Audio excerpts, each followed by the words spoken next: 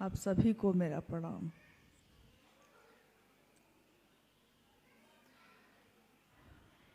महागुरु महादेव, जगत गुरु शिव, उनके शिष्य होकर हम सब ने इस जीवन में परम सौभाग्य प्राप्त किया है। महादेव मेरे आपके सबके गुरु बन सके, इसका सौभाग्य इस जीवन में जगत के लोगों को मिल रहा है। इस कालखंड में शिव के गुरु स्वरूप की बात, ये आवाहन कि शिव मेरे आपके गुरु हो सकते हैं, लेकर आने वाले साहब श्री हरिनानंद जी हैं। आपने उनके बारे में सुना। शक्ति स्वरूपा मां नीलमानंद जी के बारे में सुना और इस धरती पर आकर उन्होंने महादेव को किस तरह जमीन पे उतारा, इसको भी सुना। महादेव भगवान है, कौन नहीं जानता है महादेव को।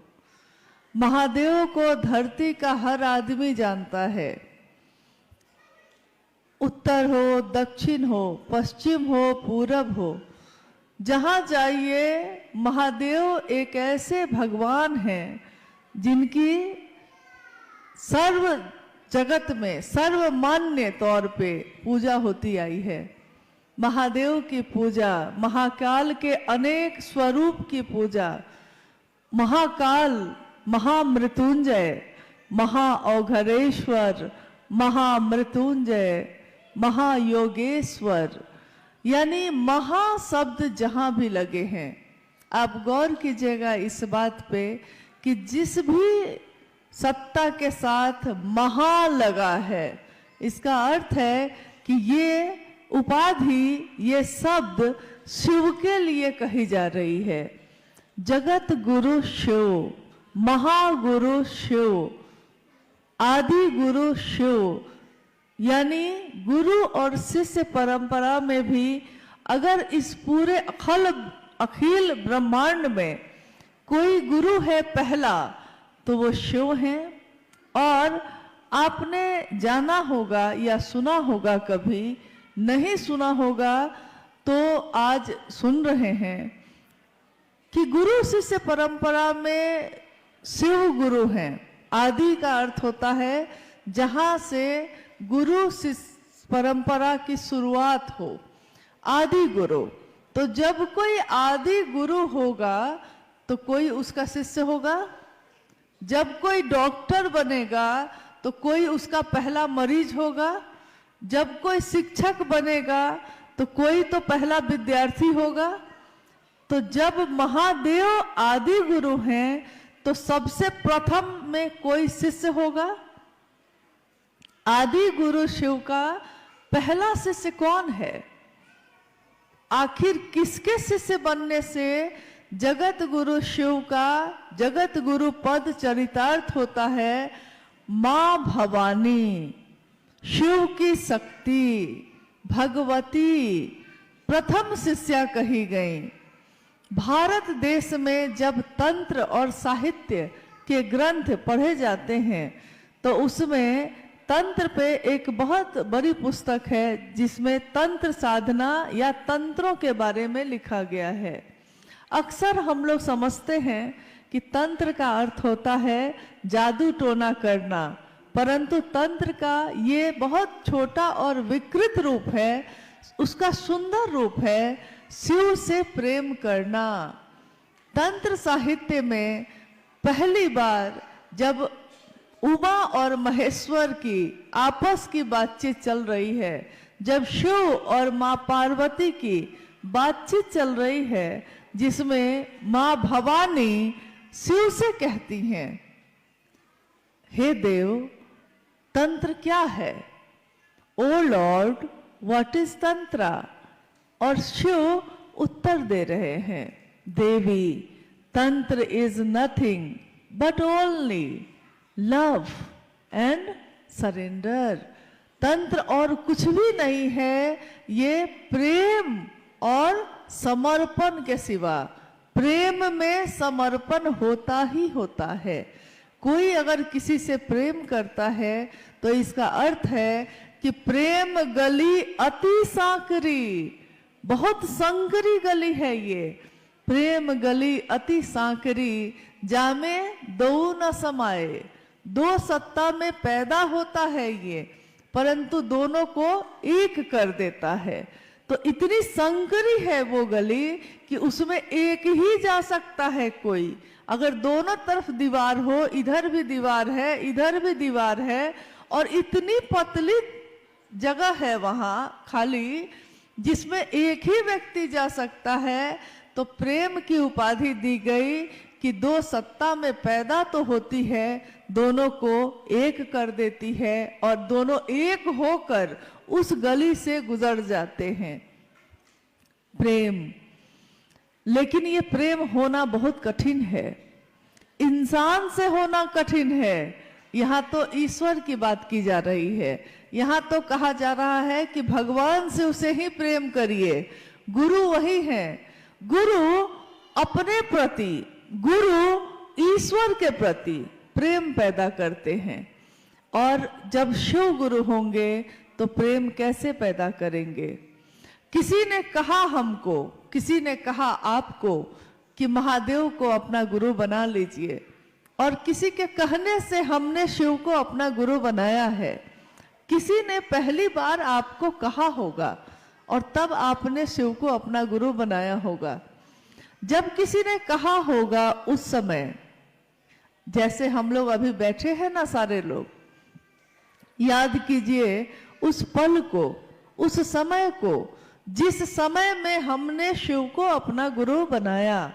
जिस दिन हमने कहा, हे शिव आप मेरे गुरु हैं, मैं आपका शिष्य हूं, मुझ शिष्य पर दया कर दीजिए। जिस पल आपने कहा होगा उस पल को याद करिए। तो अभी जैसे ही ये बात, ये विचार हमारे मन में, हमारे दिमाग में प्रवेश करता है, वैसे ही हमको महसूस होता है कि किसी ऊर्जा का संचरण हमारे मन, मस्तिष्क और मेरे इस शरीर में आता जा रहा है, आता जा रहा है। एक ऊर्जा, एक ऐसी तरंग जो इससे पहले हमने महसूस नहीं की। ये कब महसूस की थी? जब किसी से प्रेम हुआ था। जब किसी से प्रेम होता है तो धड़कनें बढ़ जाती हैं और आंखें झुक जाती हैं, हाथ कपकपाने लगते हैं। क्यों ऐसा होता है? क्योंकि मन जिसके नजदीक होता है, हमारे शरीर पे भी उसी का असर होने लगता है। मन अगर शिव से नजदीक होगा तो हमारे शरीर के आचरण में, हमारे शरीर के हर कृत्य में महादेव जैसा ही आचरण दिखने लगेगा। इसीलिए भैया हरिंद्र जी ने, इन्होंने जब शिष्यानुभूति लिखी थी उसमें लिखा कि शिव भाव से संजात एक सामान्य भावाचरण भी जगत के लिए अनुकरणीय है।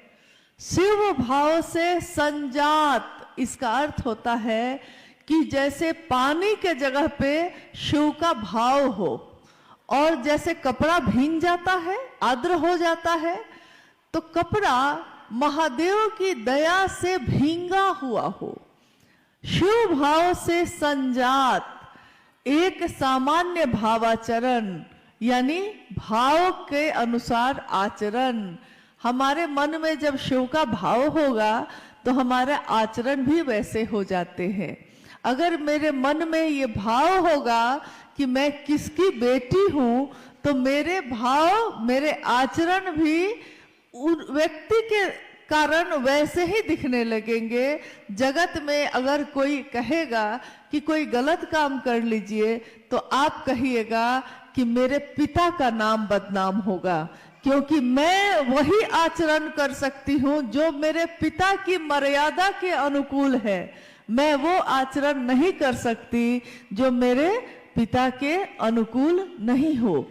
जब कोई शिव को अपना मानता है तो उसके भी सामान्य भावाचरण, आचरण ऐसे ही होने लगते हैं।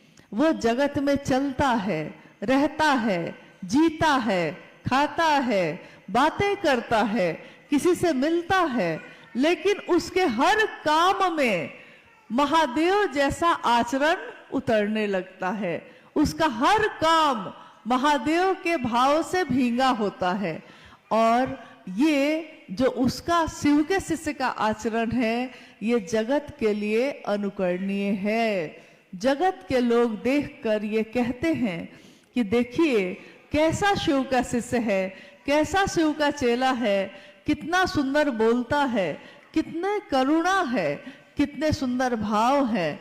इससे हमको सीखना चाहिए। जब हम किसी को कुछ अच्छा देखते हैं, किसी को कढ़ाई अच्छी आती है, किसी को बुनाई अच्छी आती है, किसी को भोजन बनाना अच्छा आता है, किसी को खेती करना अच्छा आता है, तो हम उससे सीखना चाहते हैं कि अगर सीखना है तो भाई इससे सीखिए, देखिए इनको कितना अच्छा ये काम करने आता है।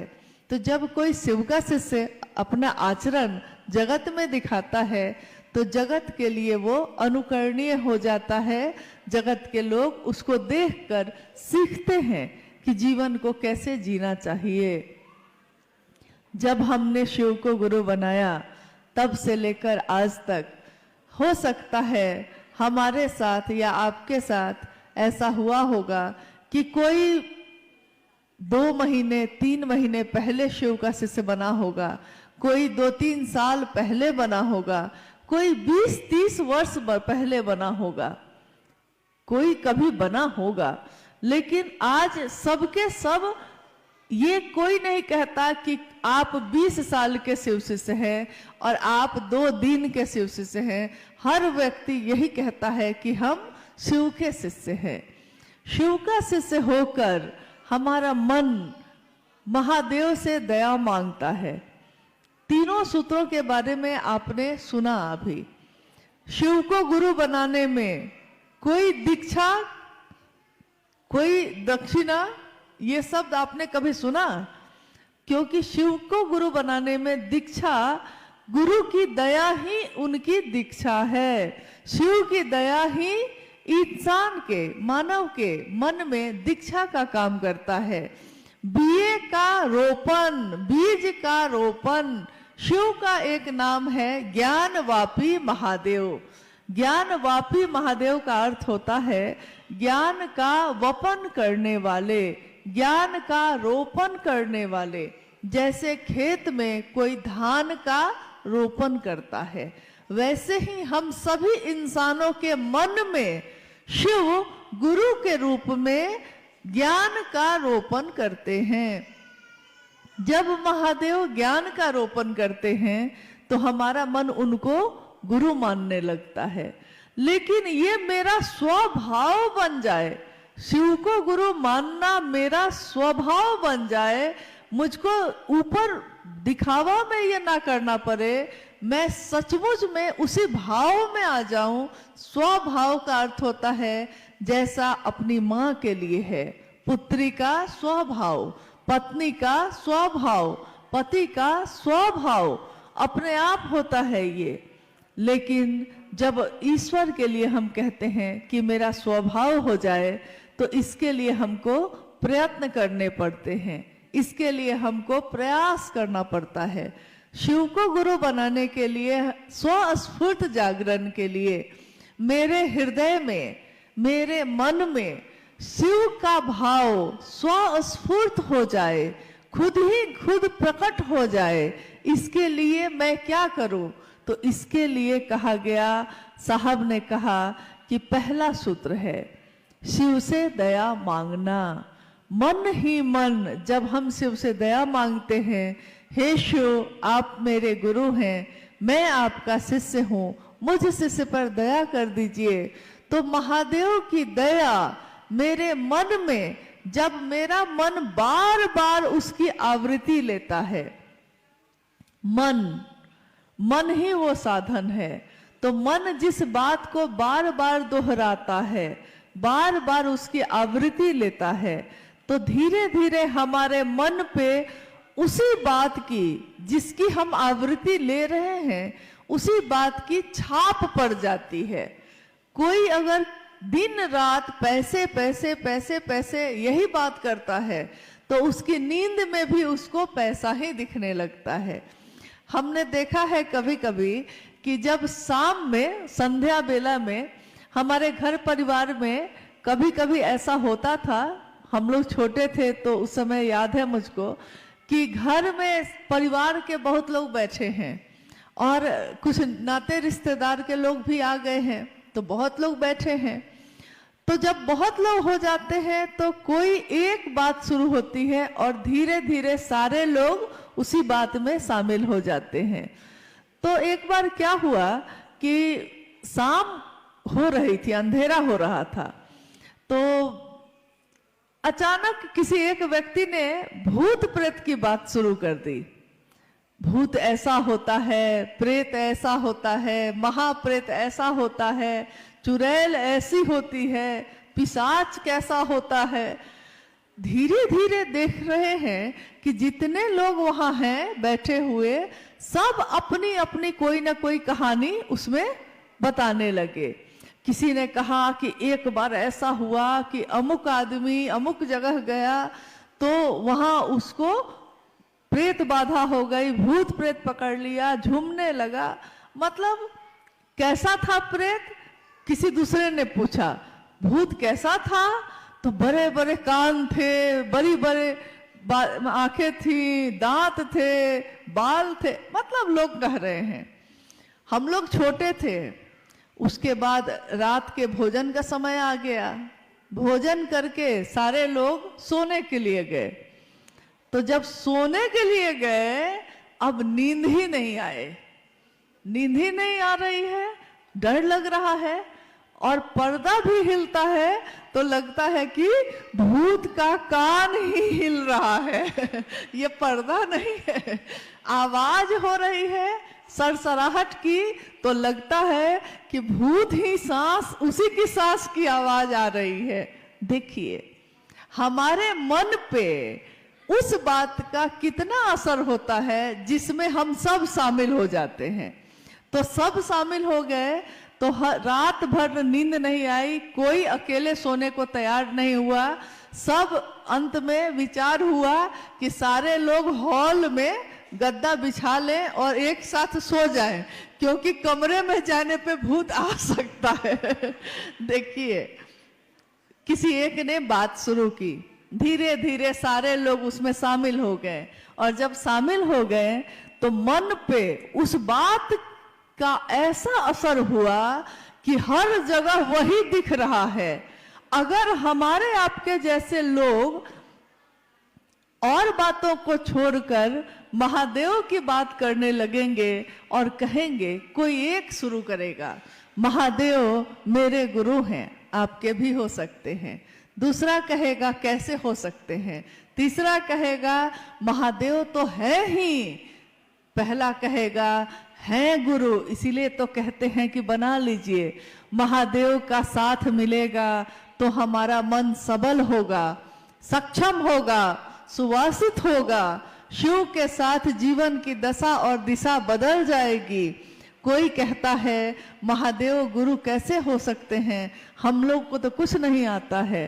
तो पहला आदमी कहता है महादेव को गुरु मानने में बस मन ही से कहना है, कोई क्रिया नहीं है, कोई आडंबर नहीं है, कोई आपको खर्चा पानी या पूजा पाठ फूल प्रसाद कुछ नहीं चढ़ाना है। महादेव को गुरु मानकर बस अपने मन का भाव देना है, मन में दोहराना है।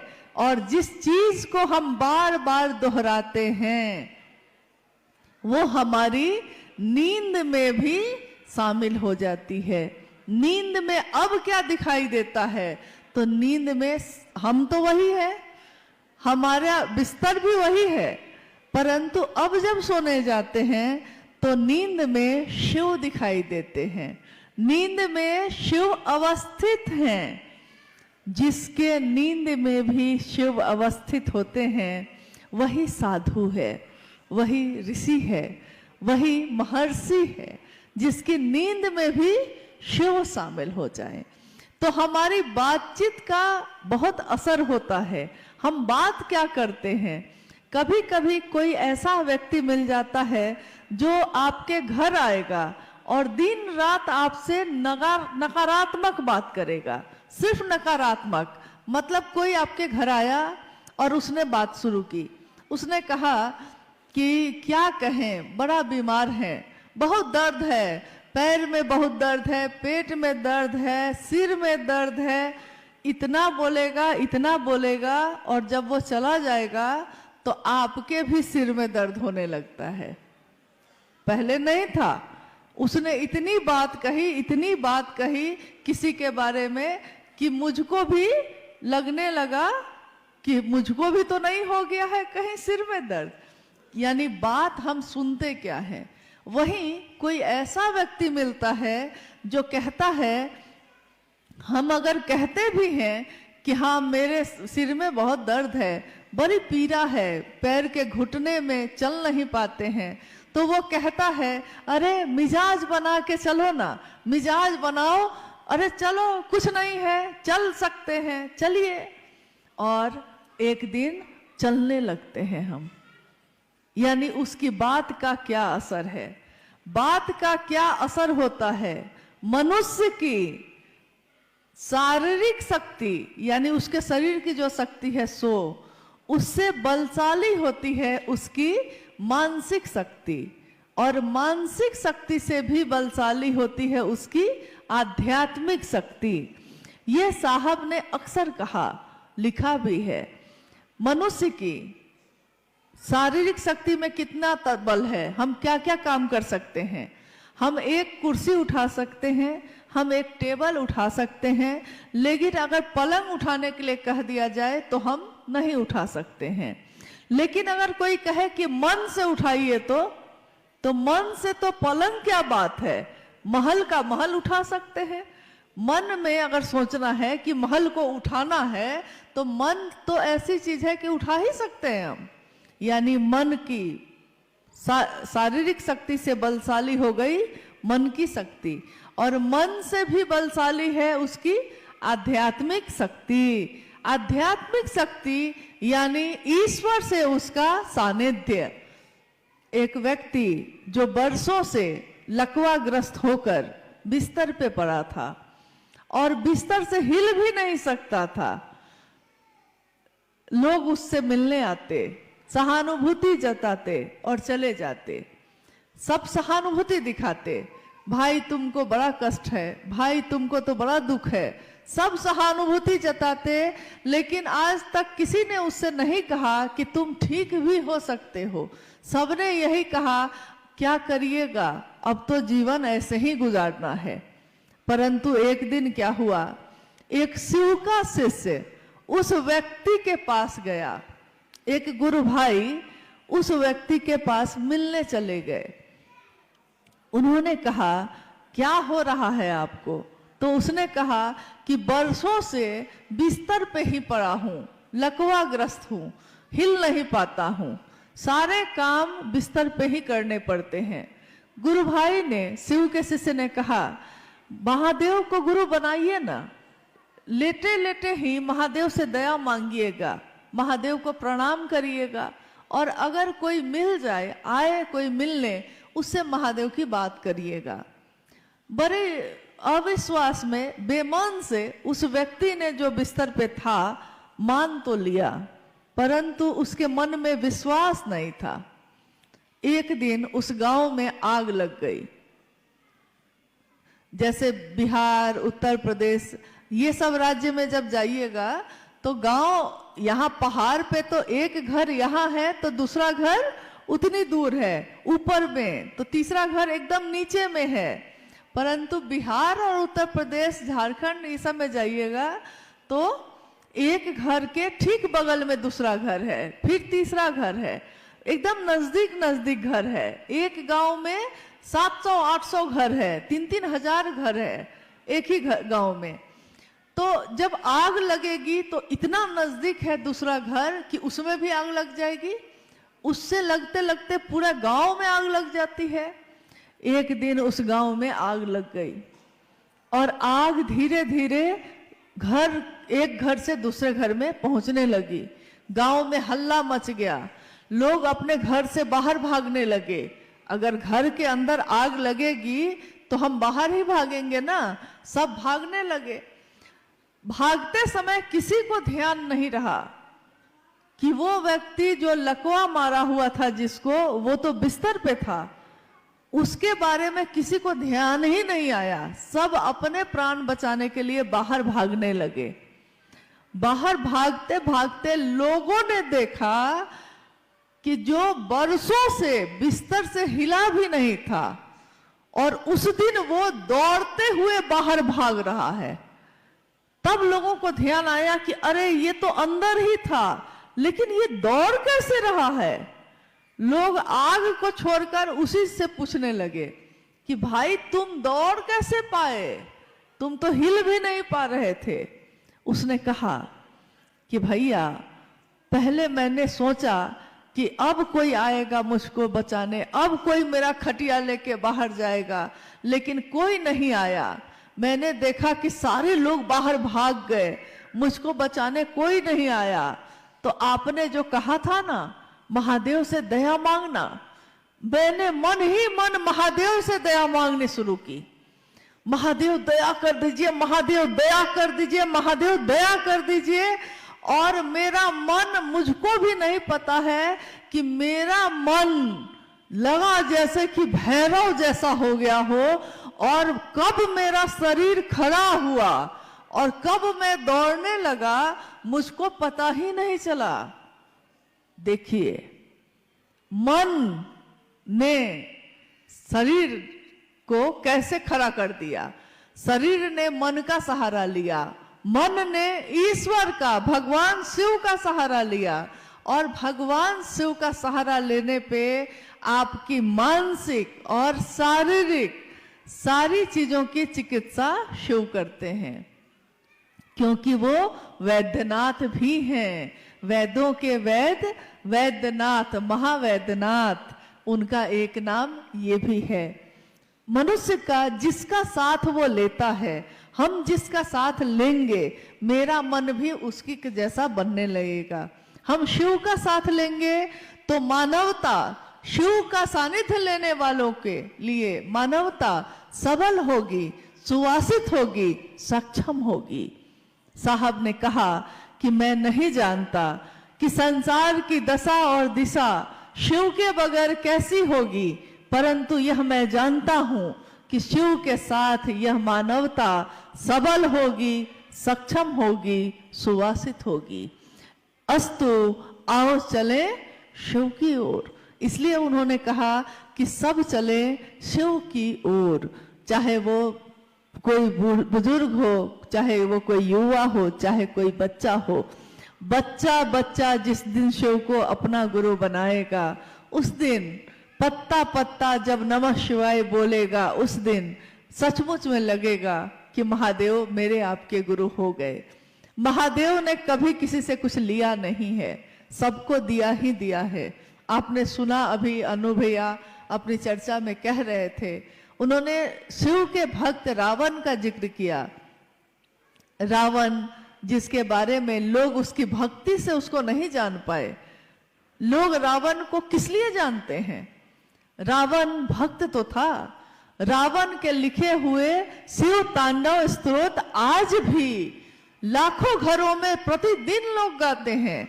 जटाटवी वाला जो आप सुनते हैं शिव तांडव स्तोत्र, लाखों घरों में इसको गाए जाते हैं। परंतु रावण का एक रूप ऐसा हो गया जिसने उसकी सारी अच्छाई पे पर्दा डाल दिया। रावण भक्त था, रावण शिव के प्रति समर्पित था। उसने शिव से लिया, परंतु उसने ज्ञान नहीं लिया। संपत्ति ली, ज्ञान भी ले लेता, बस इतनी ही तो बात थी। पिताजी से खेत ले लिया, खेती करने का ज्ञान भी ले लेते तो खेती कर सकते थे। पिताजी से लड़ के दुकान में बंटवारा तो कर लिया, लेकिन दुकान चलाई कैसे जाती है इसका ज्ञान भी ले लेते तो दुकान चला सकते थे। इसी तरह रावण के साथ भी हो गया। परंतु आपने सुना होगा कि आज भी जब भी बात आती है कि सीता के अपहरण की, हरण कर लिया रावण ने, तो क्या दृष्टांत था, क्या दृश्य था। एक कुटिया में है सीता और रावण क्या बन के गया वहां। रावण वहां गया, रावण बन के गया था, गया तो था हरण करने, लेकिन बन के क्या गया था, साधु। देखिए, बन के वो गया साधु। साधु बनना आसान है, क्योंकि उसमें क्या करना है, गेरुआ कपड़ा पहन लेना है, रुद्राक्ष की माला पहन लेनी है, तो साधु बन गए। लेकिन साधु होना बहुत कठिन है, साधु होना बहुत मुश्किल है। उसी तरह बन के गया था साधु, हरण किया मां सीता का, तो लज्जित कौन हुआ, रावण नहीं, क्योंकि रावण को तो यह करना ही था। लज्जित वहां साधुता हो गई। इसलिए आज भी, कब की यह कहानी है, कितने सालों पहले की कहानी है, लेकिन आज भी साधु वेश में भी किसी को हम देखते हैं तो हम उस पर विश्वास नहीं करते तुरंत। हमको लगता है कि पता नहीं ये सही में साधु हैं भी कि नहीं हैं, कहीं बन के तो नहीं आ गए। एक रावण ने ऐसा किया है तो दुर्गामी परिणाम है उसके, कि आज भी साधु पे लोग जल्दी भरोसा नहीं कर पा रहे हैं, जबकि करना चाहिए। ये तो भेष ही ऐसा है, नहीं कर पाते। और हम शिव के शिष्य हैं, अगर हम शिव का शिष्य बनकर समाज को अपनी सेवा न दे सके, समाज को शिव न दे सके, तो हमको शिव का शिष्य होने का कोई हक नहीं है। अगर मेरे कारण महादेव का नाम ऊंचा ना हुआ, अगर मेरे कृत्य से, मेरे आचरण से मेरे गुरु शिव की बदनामी हुई, तो ये वही बात हो जाएगी, लोगों का भरोसा शिव शिष्यों से भी उठ जाएगा, क्योंकि उनको लगेगा कि शिव के शिष्य ऐसे होते हैं।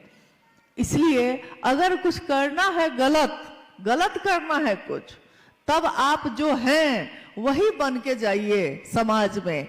लेकिन अगर शिव के लिए करना है तो समाज में व्यष्टि का नकाब हटाकर समाज समष्टि की ओर चलना होगा। व्यष्टि का नकाब, मैं कौन हूं, क्या हूं, इसको भूलना पड़ेगा और महादेव का शिष्य बनकर जगत में उतरना पड़ेगा, कि लोग देखें कि शिव का शिष्य कैसा होता है। हम व्यापार करते हैं तो हमको झूठ बोलना पड़ता है, हम नौकरी करते हैं छल करना पड़ सकता है। जगत में जगत को खरीद के जगत को बेचने का रिवाज पुराना है।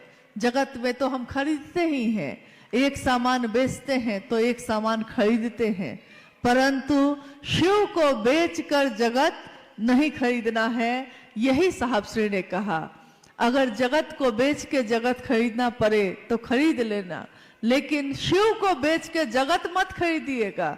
एक घर कोई छोड़ देता है, बाकी सब जगह चलेगा, लेकिन महादेव के काम में ईमानदारी, करुणा, सौम्यता, ये तो शिव के शिष्यों का आचरण है। इसलिए शिव के शिष्यों को जहां भी, चाहे हम साप्ताहिक चर्चा पे अगर शिव चर्चा करते हैं तब, या एक अकेले भी रास्ते में किसी से बात करते हैं तब, या आज जो ये कार्यक्रम घटित हो रहा है तब, चाहे ज्यादा लोग हों चाहे कम लोग हों, लेकिन हमारी बोली बदलनी नहीं चाहिए।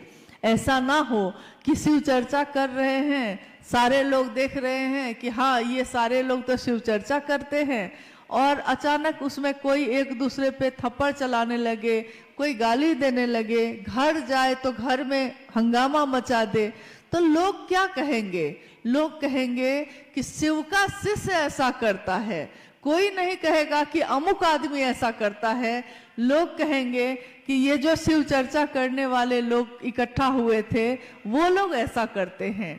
कोई दूसरा किस पे आरोप लगेगा? महादेव पे लगेगा। किसके नाम की बदनामी होगी? महादेव के नाम की बदनामी होगी। तो ये बहुत शर्मिंदगी की बात होगी कि मेरे आपके कारण महादेव का नाम न हुआ, मेरे आपके कारण महादेव की बदनामी हो जाए।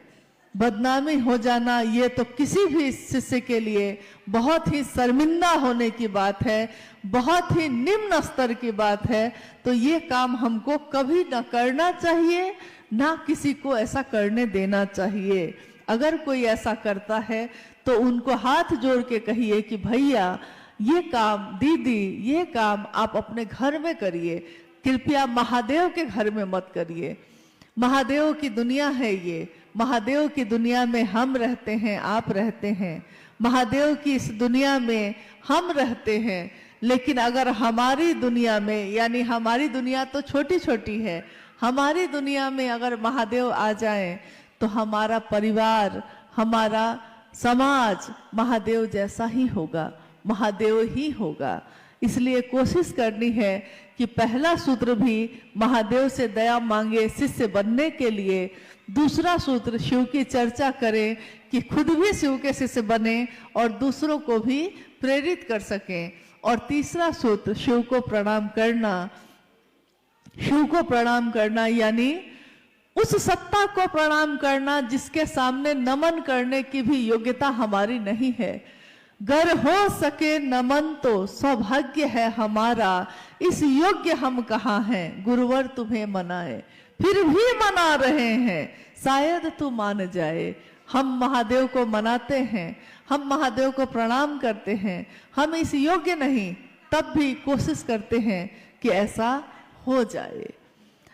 आइए हम लोग कुछ जिज्ञासाओं पे बात करते हैं। मंच पे आई होगी, जिज्ञासा का अर्थ होता है कि किसी के मन में कोई बात पैदा होना, किसी के मन में कोई समस्या पैदा हो जाना, या कोई ऐसी बात जो मेरी समझ में ना आ रही हो तो उसको हम लोग पूछ सकते हैं। ज़्यादा अच्छा है कि अगर मन भ्रमित हो, अगर कोई किसी के बारे में कुछ कहता हो तो उसी व्यक्ति से पूछना चाहिए। दूसरों से उसके बारे में बात करने से बेहतर है कि उस व्यक्ति से पूछ लीजिए। इसलिए महादेव के काम में अगर कोई बाधा आती हो, गति और गतिरोध दोनों के विषय में कोई बात आती हो, तो हम लोगों को आपस में बात कर लेनी चाहिए, पूछ लेना चाहिए, ताकि माहौल अच्छा बना रहे, हमारा रास्ता प्रशस्त हो। आइए हम लोग जिज्ञासाओं पे बात करते हैं। हेलो, आपकी ओर से जिज्ञासा बहुत है, उसमें से कुछ जिज्ञासाओं पर हम लोग चाहेंगे कि बात हो। एक भाई ने लिखा कि कलिंपोंग में शिव चर्चा में सुन रहा हूं लेकिन भरोसा नहीं हो रहा है, क्या शिव जो भगवान है और शिव गुरु दोनों एक है या अलग अलग है? जिज्ञासा है कि शिव की पूजा वो कर रहे हैं, शिव की चर्चा भी सुन रहे हैं, उनको भरोसा ये नहीं हो रहा है कि शिव भगवान है कि शिव गुरु है। शिव भगवान भी है और शिव गुरु भी हैं। मेरे पिता भी है कोई और वो मास्टर भी मेरे हैं। ये हो सकता है कि नहीं? ये होता है कि नहीं? होता ही है। तो शिव भगवान है, भगवान के रूप में वो समदर्शी हैं, भगवान के रूप में वो सबके ऊपर एक समान दृष्टि रखते हैं। इसीलिए कोई अगर देवता भी तपस्या करे तो उसको भी वरदान देते हैं, कोई राक्षस अगर तपस्या करे तो उसको भी वरदान देते हैं। महादेव भगवान के रूप में प्रसन्न होकर वरदान देते हैं, इसमें कोई, महादेव भगवान के रूप में मनोकामनाओं की पूर्ति करते हैं, इसमें भी कोई संशय नहीं है।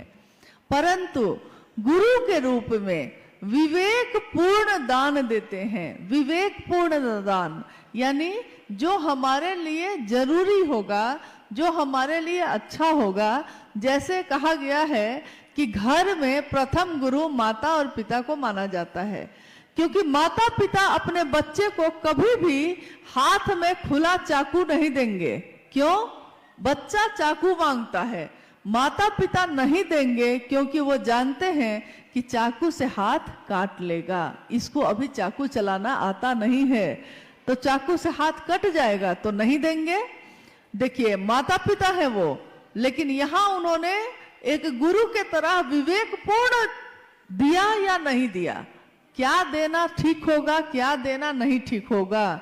बच्चा कहता है कि हम 10 बजे रात में जाएंगे अपने दोस्त के यहाँ, माँ कहती है ना दिन में जाना, और मानती है, लेकिन किस बात पे कि दिन में जाना, रात में नहीं जाना है।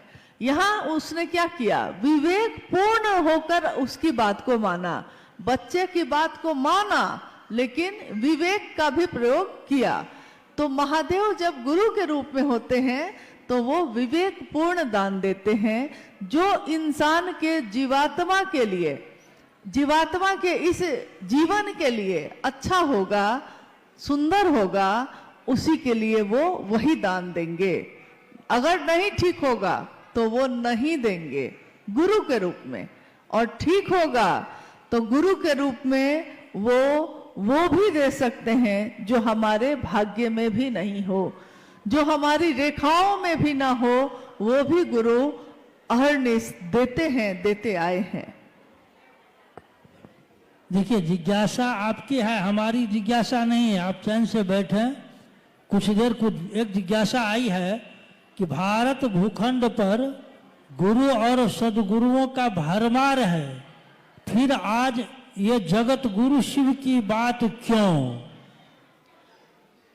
हाँ, एक ये जिज्ञासा है महत्वपूर्ण कि भारत भूखंड पे गुरु परंपरा की भरमार है, गुरु और शिष्य परंपरा इसकी भरमार है, फिर आज ये शिव के गुरु स्वरूप की बात क्यों हो रही है?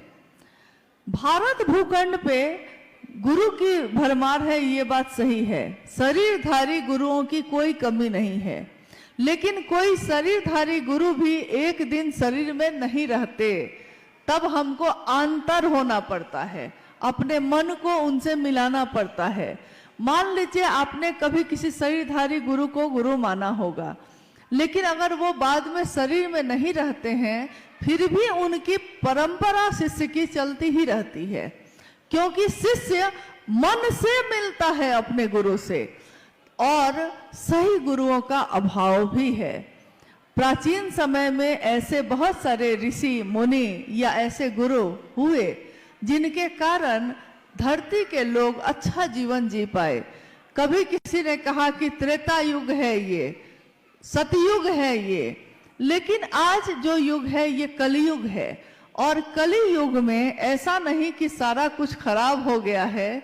हालांकि शिव पुराण में शास्त्र ने कहा कि एक दिन ऐसा आएगा जब जगत के लोग धर्म से विमुख हो जाएंगे, गुरु और शिष्य परंपरा भी जाती रहेगी, और पाप और अनाचार का बोलबाला हो जाएगा। परंतु उस समय भी एक ही चीज हम सबके बीच बचेगी, एक ही विकल्प, एक ही चीज बचेगी, नमः शिवाय।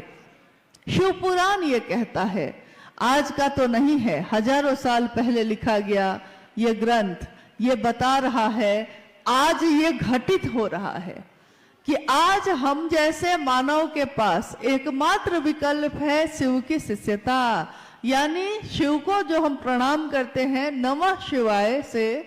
नमः शिवाय में शिव का मंत्र है ये, तो शिव का चैतन्य है जो हमारे मन में, हमारे चैतन्य में होता है, हम अक्सर उसी की बात करते हैं। अभी देखिए, मुझको एक घटना याद आई जो साहब और दीदी ने अपने जीवन की बताई। उन्होंने कहा कि अगर महादेव आपके मन में रहेंगे, मन में अगर महादेव हैं, तो आप कहीं भी जाइएगा, आपके सारे ध्यान का केंद्र महादेव हो जाएंगे, चाहे आप कार्यालय में बैठिए, चाहे आप किसी काम में रहिए। हुआ ये कि एक घटना हुई कि साहब उस समय पटना में पोस्टेड थे, तो वो अपने कार्यालय जा रहे थे। जब 10 बजे से 6 बजे तक वो अपने कार्यालय में, क्योंकि आप जानते हैं कि साहब हरिंद्रानंद जी जब रिटायर्ड हुए तो ज्वाइंट सेक्रेटरी कैबिनेट के तौर पे रिटायर्ड हुए थे। उसके साथ साथ उन्होंने महादेव के नाम का अलख जगाए रखा और करोड़ों लोग आज महादेव की सोच पे खड़े हैं, चल रहे हैं। तो उस दिन हुआ ये कि जब वो कार्यालय के लिए निकलने लगे तो मां नीलम आनंद जी ने, गृहस्थ भी हैं, वो गृहस्थ भी हैं क्योंकि महादेव गृहस्थों के भी आदर्श हैं। साहब और दीदी क्या है, गृहस्थ भी हैं, 3 बच्चे भी हैं उनको। तो जब निकलने लगे तो मां ने उनसे कहा कि कटहल लेते आइएगा, उधर से जब ऑफिस से लौटिएगा। हमारे पति भी जब बाहर जाते हैं तो हम लोग उनसे कुछ ना कुछ डिमांड कर ही देते हैं कि जब आइएगा तो ये लेते आइएगा, ये लेते आइएगा। तो माँ ने कहा कि कटहल लेते आइएगा। कटहल क्या है, एक सब्जी है, फल भी माना जाता है उसको, कटहल ही तो है, लेते आइएगा। साहब ने कहा कि लेता आऊंगा। अपनी जीप में बैठे, जिप्सी में कार्यालय चले गए। साहब ने कहा कि रास्ते में मैं दोनों तरफ सब्जी वाले को देखता रहा कि कटहल है कि नहीं है। नहीं था, दिन में तो दुकान लगी नहीं थी। सोचा कि कार्यालय जाकर चपरासी को भेजूंगा। कार्यालय में गए, उन्होंने चपरासी को बुलाया और कहा कि बाजार में जाके देखो तो कि कटहल आया है कि नहीं। चपरासी बाजार चला गया, लौट के आया, उसने कहा जी अभी नहीं आया है। फिर साहब काम में व्यस्त हो गए। फिर अब शाम में जाना है, चपरासी से फिर बुला के कहा अब देखो तो कि आया कि नहीं कटहल बाजार में। चपरासी फिर गया, उसने कहा आ गया है सर। उधर से कटहल लेके आए, गाड़ी में रखी गई। कहा एक ज्वाइंट सेक्रेटरी कैबिनेट और कहा वो कटहल के लिए परेशान हो रहे हैं। साहब ने कहा क्या मैं कटहल के लिए परेशान हो रहा था? नहीं, मेरे ध्यान में नीलम थी, मेरे ध्यान में नीलम थी। तो नीलम ने क्या कहा है ये भी मेरे ध्यान में था। मेरे ध्यान में शिव होंगे तो शिव ने क्या कहा, साहब दीदी ने क्या कहा, ये भी मेरे ध्यान में होगा। तो इसीलिए साहब ने कहा कि वो कटहल मेरे मन में घूमता रहा, जबकि मैं उतना पसंद भी नहीं करता, लेकिन कटहल नीलम ने कहा। महत्वपूर्ण यह है कि किसने कहा। तो यहाँ जब हम शिव को गुरु मानते हैं तो महत्वपूर्ण यह है कि हमने किसके कहने से माना। कौन है जो हमारे दिन और रात में भी हमारा साथ नहीं छोड़ता, जो हमारे चित्त में हमेशा विराजमान रहता है, जिसके लिए हम कहते हैं महादेव साहब दीदी बैठे हैं मेरे सीने में। हम ये कहते ही रहते हैं क्योंकि हमारे मन का ध्यान भी उन्हीं के आसपास घूमता रहता है, घूमता रहता है। तो हमको याद रहता है कि साहब ने क्या कहा, क्यों कहा, क्या करना चाहिए हमको। अगर हमको याद ना रहे तो हमको ये भी याद नहीं रहेगा कि उन्होंने क्या कहा। ये याद इसीलिए है क्योंकि वो भी याद है।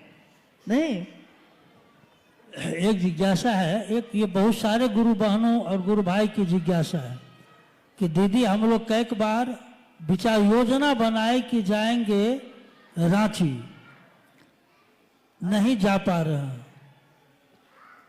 रुकावट कहाँ आ रही है? चाहता हूं लेकिन हम लोग रांची नहीं जा पा रहे हैं, कृपया कुछ आप बताएं।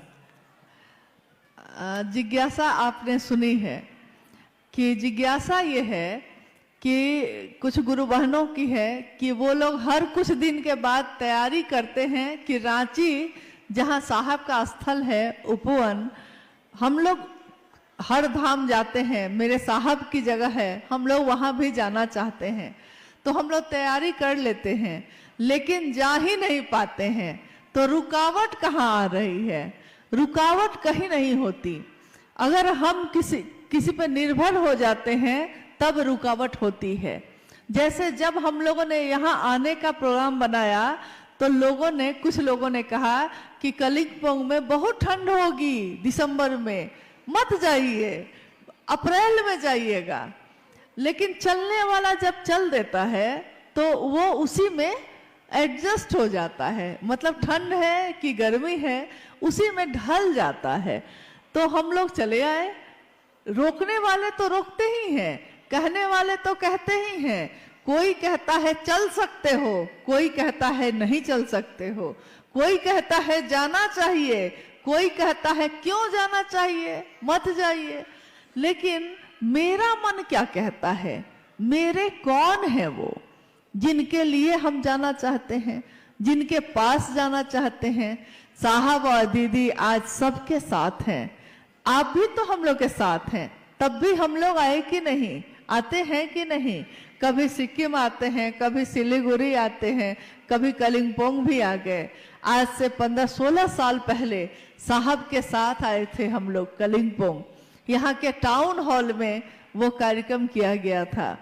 आज इतने सालों बाद फिर से कलिम्पोंग में आने का मौका मिला तो सारी स्मृति, सारी बातें याद आने लगी। मुझको याद है कि जब टाउन हॉल से निकलकर हम लोग कार्यक्रम के बाद निकलकर होटल जा रहे थे तो रास्ते में एक फुटबॉल का मैदान था, शायद किसी स्कूल का था, कहाँ का था, कोई फुटबॉल मैदान है।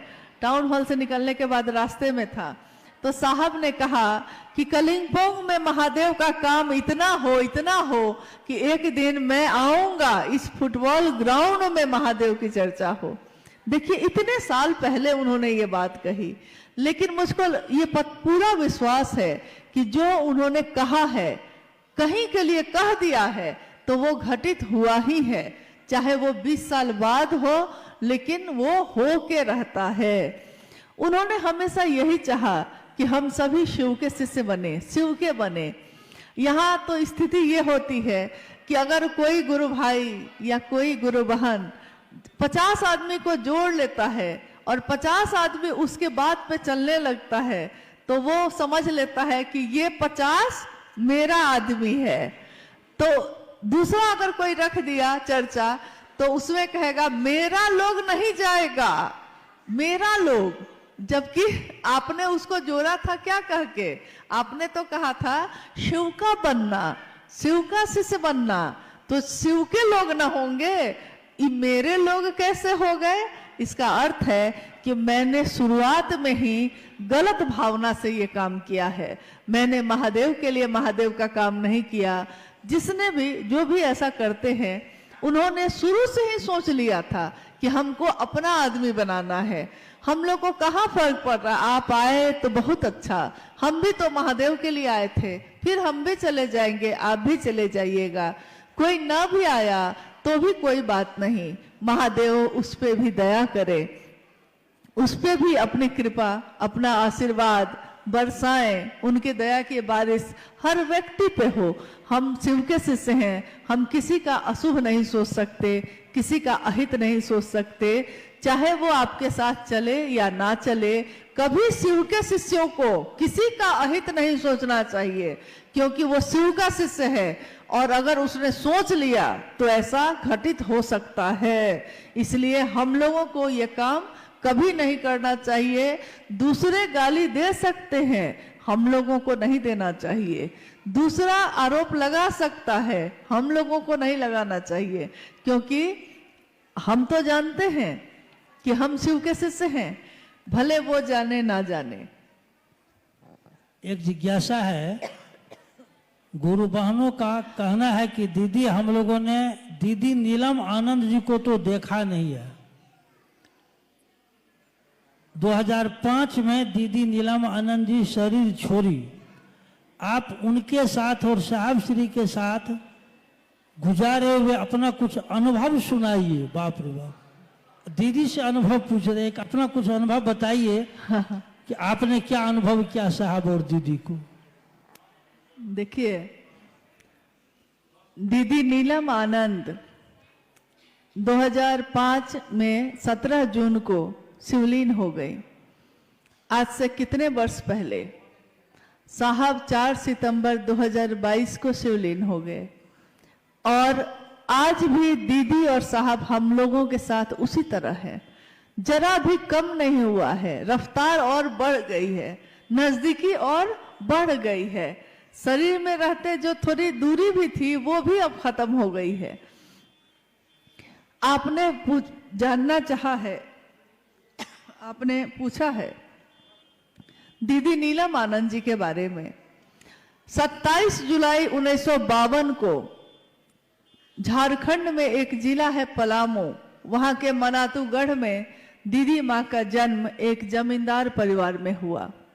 महुआर जगदीश्वर जीत सिंह की बेटी एक राज परिवार जैसा जीवन वो जी रही थी, और जब उनका बचपन अब यौवन की तरफ गया तो उनकी शादी हुई साहब हैदरानंद जी से 22 मई सन 1972 को।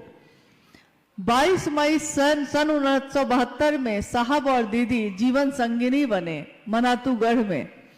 और ये वो समय था जब साहब शमशान साधना किया करते थे। उन्होंने अपने जीवन के 12 वर्ष के बाद से 12वें वर्ष के बाद ही लगातार शमशान कब्रिस्तान साधना, कुंडलनी जागरण, योग, तंत्र, मंत्र, यंत्र, जितनी तरह की विधाएं होती हैं सबको आजमा लिया था। परंतु जब उनका विवाह हुआ मां नीलम आनंद से, तो मां ने देखा कि मेरे पति एक तरफ साहब कानून की पढ़ाई कर रहे थे और एक तरफ वो शमशान साधना कर रहे थे। तुलना नहीं है, विसंगतियों में संगति की स्थापना करते हैं शिव। इसी तरह उनके जीवन को भी देखते हैं हम लोग तो अनमिल आखर जैसा है, विसंगतियों में ही संगति की स्थापना है। उन्होंने शमशान साधना भी जाना जारी रखा और साथ साथ उन्होंने कानून की पढ़ाई भी करना जारी रखा। सन 1974 में जब साहब श्री ने शिव को अपना गुरु बनाया, आरा के गांगी नामक स्मशान में जब वो बैठे थे अर्धरात्रि में, और अर्धरात्रि में उनके मन में ये आवाज गूंजी थी कि गुरु भगवान होते हैं तो भगवान गुरु क्यों नहीं है। उन्होंने शिव को अपना गुरु बनाया था। 1974 के बाद लगातार 1981 तक, जब तक कि साहब बीच में डिप्टी कलेक्टर हुए, बिहार प्रशासनिक पद पे पदाधिकारी हुए और पाटन में उनकी पोस्टिंग हुई। पाटन में बहुत सारी चमत्कारी घटनाएं हुई। मां नीलम आनंद जी के बारे में इतना ही कह सकते हैं कि उन सारे चमत्कारों की घटनाओं को जो घटित हो रहे थे उसमें उनकी सबसे ज्यादा भूमिका थी, क्योंकि स्वयं भगवती स्वरूपा, शक्ति स्वरूपा मां नीलम आनंद के लिए कुछ भी कहना उनके व्यक्तित्व को बहुत छोटा साबित करता है। उनके बारे में अगर कुछ कहना चाहे कोई तो कह नहीं सकता, उसके शब्द कम पड़ जाएंगे और उनकी ममता बहुत भारी पड़ जाती है।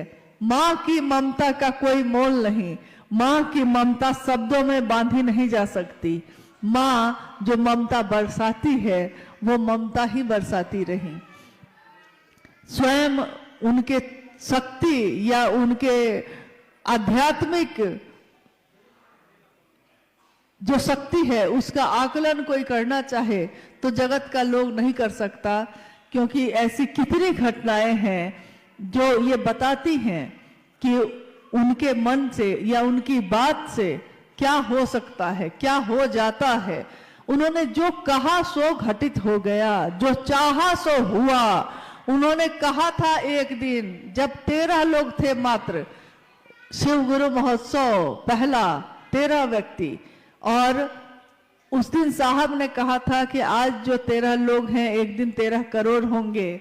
मां नीलम आनंद जी ने कहा था कि आज जो शिव शिष्यता है एक दिन ऐसा आएगा कि देखनिहार को धरनिहार नहीं होगा, देखने वाले गिर जाएंगे, मंजिल इतनी बड़ी होगी, इमारत इतनी बुलंद होगी, शिव की शिष्यता इतनी व्यापक होगी। सोचिए ये कब की बात है, ये 1982 की बात है और आज 2025 में हम लोग बैठे हैं। करोड़ों शिव के शिष्य आज जीवन में शिव को जीते हैं, रहते हैं शिव बन के, जीते हैं शिव बन के, बनते हैं शिव। और ये सब किसके कारण हो सका? तो साहब और दीदी के कारण हो सका। आपने पूछा है कि मां नीलम आनंद जी के साथ मेरा जो समय गुजरा, मेरा जो सानिध्य मुझको प्राप्त हुआ तो मैंने क्या अनुभव किया है, मेरी अनुभूति क्या है। मुझको उनका सानिध्य मिला और उसके बाद तो कुछ भी याद नहीं, भूल गया सब कुछ, याद नहीं अब कुछ। सब कुछ जैसे कोई भूल जाता है। मैं अक्सर हंसी में कहती थी, जब जो माँ जिसने मुझको जन्म दिया वो कभी कभी माँ नीलमानंद जी से मेरी शिकायत करती थी, कहती थी कि बेटी है मेरी और मुझको फोन करके हालचाल भी नहीं पूछती है। तो मैं हंस के कहती थी उनको कि मैं तो भूल चली बाबुल का देश, पिया का घर प्यारा लगे। पिया का घर यानी माँ का वो आश्रय, वो आंचल, साहब का वो आशीर्वाद, इसके सामने अब दुनिया में कुछ भी याद ही नहीं रहता था। तो जब याद ही नहीं रहता था तो बात कैसे करे। इस पे वो रोने लगी। तो माँ ने मुझको बहुत समझाया, कहा कि अरे वो माँ है, तुम्हारी माँ है। मैंने कहा कि माँ मैं अपने दिल की बात कह रही हूँ, मुझको कोई याद ही नहीं रहता, जब आपके साथ हूँ तो और किसकी याद आती है। तो माँ हंसने लगती। कितनी यादें हैं, कितनी स्मृतियां हैं, लेकिन यही कहूंगी कि उनकी अनुभूतियों को शब्दों में बताना नामुमकिन है, मुश्किल है, संभव नहीं है। फिर भी उन्होंने जो दिया है, उन्होंने किसी में कभी भेद नहीं किया। मैंने देखा माँ नीलमानंद जी को कि उनकी 3 संतान यानी 2 बेटे 1 बेटी है, परंतु उन्होंने हम सबको, सभी शिव के शिष्यों को, शायद आपने सुना भी होगा, मेरी शादी जब हुई उस दिन ही मंडप पे ही मेरे शिव के शिष्य होने की घोषणा हुई थी। सभी शिव शिष्यों को माँ नीलमानंद जी ने एक जैसा ही प्रेम दिया, कभी भेद नहीं किया। तो शिव के लोग शिव जैसे ही होते हैं, शिव कभी भेद नहीं करते। शिव के आंचल में, शिव की गोद में देवता भी बैठते हैं, राक्षस भी बैठते हैं। शिव अगर अमृत देते हैं तो वो सबके लिए देते हैं, वो किसी एक को चुनकर नहीं देते। तो साहब और माँ नीलमानंद जी ने सबको एक समान रूप से अपना दान दिया, अपना आशीर्वाद दिया। ये चाहा कि हम शिव के शिष्य बने, हमेशा बने रहें। माँ नीलमानंद जी के साथ एक कार्यक्रम में जब वो गई थी तो उन्होंने कहा था उस कार्यक्रम में कि मैं शिव की शिष्या हूं, मैं आपके लौकिक कांटों को चुन लूंगी। मतलब आपके जो लौकिक जगत है सबको कहा कि आप सब जो शिव के शिष्य हैं, आपके जीवन के लौकिक कांटों को, कष्टों को मैं चुन लूंगी, छाया बनकर आपके साथ सदैव रहूंगी, बशर्ते गुरु कार्य में बेईमानी नहीं। ये बात उन्होंने बार बार कही कि एक शर्त एक ही है मेरी कि गुरु कार्य में बेईमानी मत करिएगा, गुरु का काम, गुरु का नाम गुरु के लिए लीजिएगा, गुरु के ही होके रह जाइएगा।